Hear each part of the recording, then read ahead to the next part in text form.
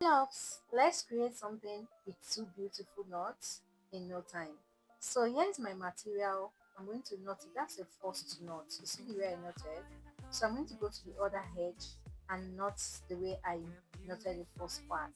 So after knotting it, I have something like this. Ah, so when you're trying it out, you should have something like this for the first step. So the middle part is going to be stretched out and put it on like you want to wear a cap, right? Now, arrange the back, adjust the back, okay? Let it be well aligned. Now come to the front, gather the knotted parts close to each other.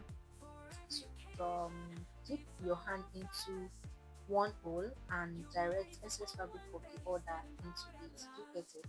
I want to make sure I explain so that you can understand. So the other part, you open up the knots and dip the excess of the other part into it as well. Now draw it, eh? Draw it, make it tight. You're going to feel it when it is tight on your head.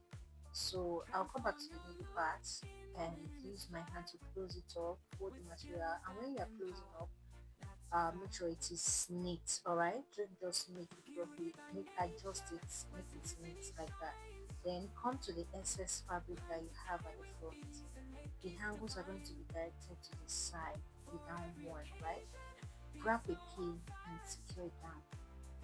Okay, so what you do to right, you go to left and repeat the same process. You're going to direct it down as well and pin down. So after pinning both sides, we have the angles of legs, right?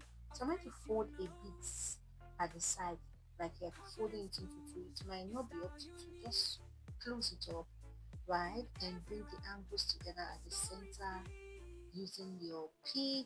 I use office pin, that's a silver pin, so you just wrap it with a pin and they come together to become one, right?